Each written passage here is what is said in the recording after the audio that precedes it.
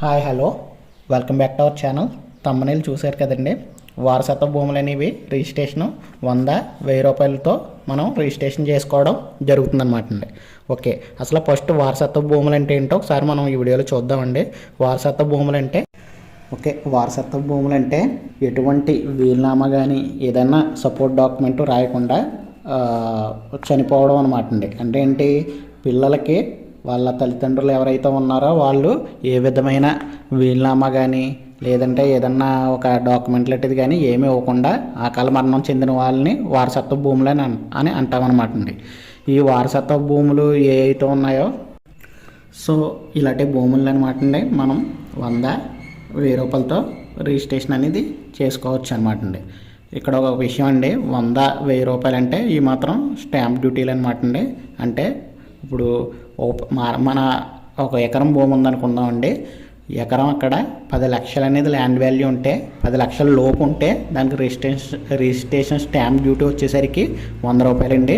ఒకవేళ 10 లక్షలు అంటే మార్కెట్ వాల్యూ, ఒక ఎకరం మార్కెట్ వాల్యూ 10 లక్షల పైన ఉంటే 1000 రూపాయలు అనమాట అండి.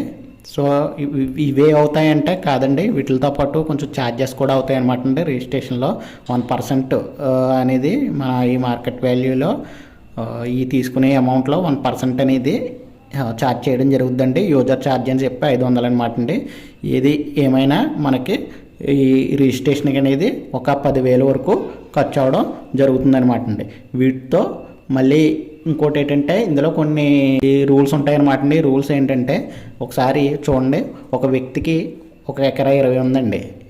1 ఎకరా 20 ఉంటే దాన్ని ఎటువంటి వీలునామా లేకుండా చనిపోయారు అనుకుందాం. ఆ వ్యక్తికి 3 కొడుకులు. ఆ కొడుకులు ఒక్కొక్కరు ఎకరా 20 భూమిని ఎలా పెంచుకుంటారు? 3 40 సెంట్లు 40 సెంట్లకు కానీ అన్నా పెంచుకోవాలి, లేదా 5 గుంచాలు 5 గుంచాలు 2 కింద ఎలా పెంచుకున్నా కానీ షేర్ అయితే సో ఎలా పంచుకున్నా కానివ్వండి ఆ ముగ్గురు మాత్రం షేర్ అయితే ఉండాలండి. ఇన్ కేస్ అలా షేర్ చేయకుండా 3 కలిపి ఒక వ్యక్తికి రాసేద్దామన్నా లేదా ఒక వ్యక్తి లేకుండా చేయాలన్నా కూడా మనకి ఈ 100 రూపాయలు 1000 రూపాయలు అనేది వర్తించదండి. ఆ విషయం అయితే మాత్రం గుర్తుంచుకోండి. వారసత్వ భూముల రిజిస్ట్రేషను ఇంకో విషయం ఏంటంటే, ఈ వారసత్వ భూముల రిజిస్ట్రేషన్లకి ఏ విధంగా సపోర్టింగ్ డాక్యుమెంట్స్ ఏమేమి ఉండాలో అవి కూడా మనం ఒకసారి చూసినట్లయితే మనకు ముందుగా ఫ్యామిలీ మెంబర్ సర్టిఫికెట్స్ అనేది కంపల్సరీ ఉండాలండి.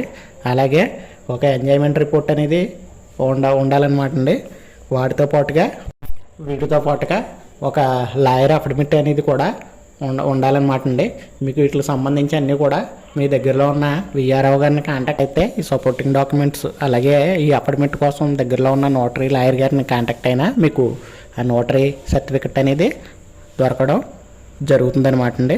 సో ఇదనమాట వారసత్వం భూములకు సంబంధించినటువంటి ఇలాంటి వీటితో పాటుగా చాలామంది అడుగుతున్నారండి. ఇట్లా 3 సెంట్లు ఇళ్ళ స్థలం కోసం చాలామంది అడుగుతున్నారనమాట అండి. 3 సెంట్లు ఇళ్ళ స్థలం కోసం అనమాట అండి. సో దానికోసం కూడా మనం నెక్స్ట్ వీడియోలో పెడతాం జరుగుతుందండి. 3 సెంట్లు అనేది జరుగుతుందండి, కాకపోతే ఇంకా ఆన్లైన్లో ఆప్షన్ అనేది ఎనేబుల్ అవ్వలేదు. మన ఛానల్ లైక్ చేసి సబ్స్క్రైబ్ చేయండి. ఖచ్చితంగా ఇటువంటి ఏ ఇంపార్టెంట్ అప్డేట్ వచ్చినా మన ఛానల్లో ముందుగా తెలుస్తుందండి. అప్డేట్ అనేది అవ్వడం జరుగుతుంది. కాబట్టి మన ఛానల్ లైక్ చేసి షేర్ చేయండి, సబ్స్క్రైబ్ చేయండి. Thank you for all.